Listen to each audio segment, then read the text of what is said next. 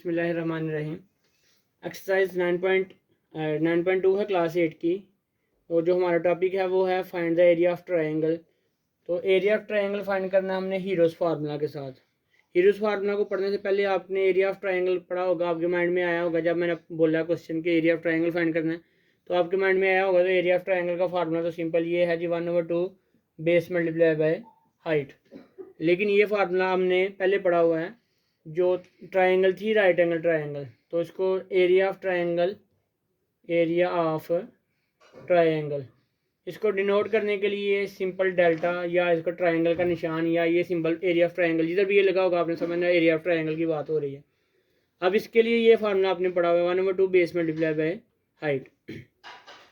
ये था right triangle के लिए ये वाला फार्मूला है। ये हीरोज़ फार्मूला नहीं है, ये सिंपल फार्मूला है एरिया ऑफ ट्रायंगल फाइंड करने का। अब हीरोज़ एक ग्रीक साइंटिस्ट था, ग्रीक एक मैथमेटिशियन था जिसने एरिया ऑफ ट्रायंगल फाइंड कर रहा था। तो उसने देखा कि एक ऐसी फिगर जो राइट एंगल ट्रायंगल जिसमें 90 डिग्री का एंगल है उसका तो हम इजीली फाइंड कर रहे हैं, लेकिन एक ट्रायंगल ऐसी जो जिसके बारे में हमें कुछ आइडिया नहीं है कि उसकी फिगर कौन सी शेप, वो कौन सी शेप की है। तो एक उसकी साइड ए है, एक उसकी साइड बी है और एक उसकी साइड सी है। तो इसका एरिया फाइंड करना पड़ जाए तो हम इसको फाइंड इस फार्मूले से नहीं कर सकते। तो इसने अपने जो वर्किंग थी उसने की और उसने जो फार्मूला बनाया उसको अपने ही नाम पर, उसका नाम था हेरन अलेक्जेंड्रा। तो उसने अपने ही नाम पर इसका फार्मूले का नाम रख दिया हीरोज़ फार्मूला। तो अब हीरोज़ फार्मूला में उसने फार्मूला जो ड्राइव किया उसने लिखा कि डेल्टा एरिया ऑफ ट्रायंगल का साइन। एरिया ऑफ ट्रायंगल का फार्मूला जो उसने बनाया वो इस तरह से था। एस क्या है वो मैं आपको बाद में बताता हूँ, उसके पहले फार्मूला उसका देख लें जो उसने ड्राइव किया था। उसने बोला एक वैल्यू एस है, वो एस कैसे बनता है वो भी डिस्कस करते हैं। एस में से सारी वैल्यूज़ को उसने माइनस कर दिया। एस में से ए को माइनस किया, फिर एस में से बी को और एस में से सी को माइनस किया। उसने तीनों वैल्यूज़ को माइनस किया, एस में से ए को, एस में से बी को और एस में से सी को माइनस किया। इन चारों को आपस में मल्टीप्लाई करके उसका स्क्वायर रूट ले लिया। तो उसने कहा कि एरिया ऑफ ट्रायंगल मिल जाएगा।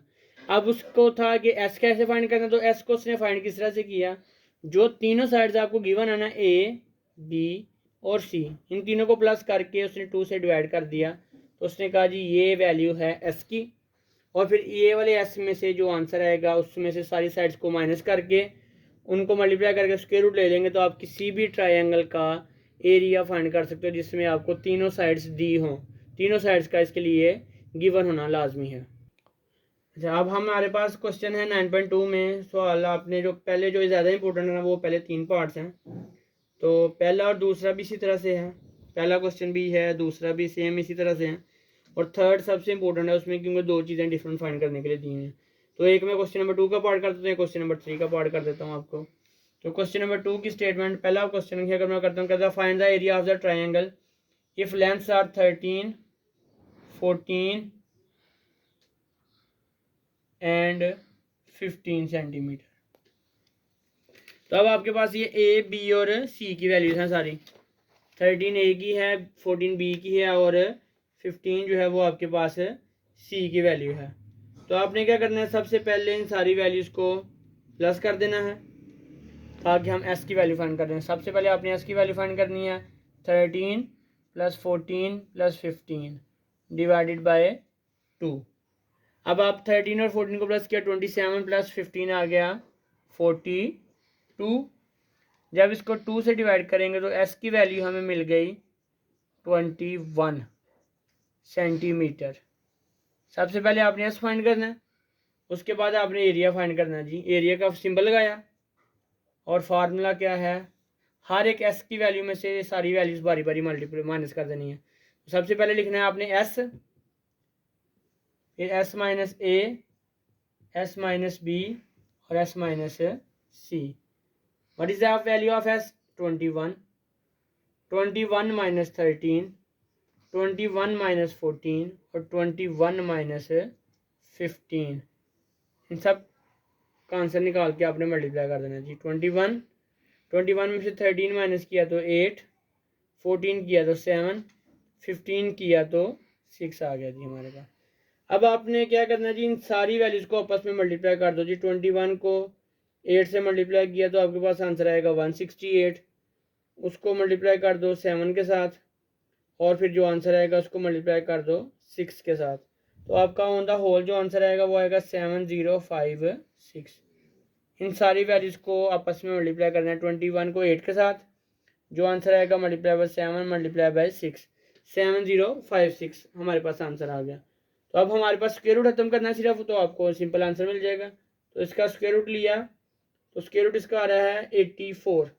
तो 84 सेंटीमीटर। एक बात का ध्यान रखना है कि ऊपर स्क्वायर का लाजमी लगाना है, क्योंकि एरिया जो है वो स्क्वायर यूनिट में होता है। अगर सेंटीमीटर तो इधर भी सेंटीमीटर स्क्वायर आएगा, अगर मीटर होगा तो मीटर स्क्वायर आएगा।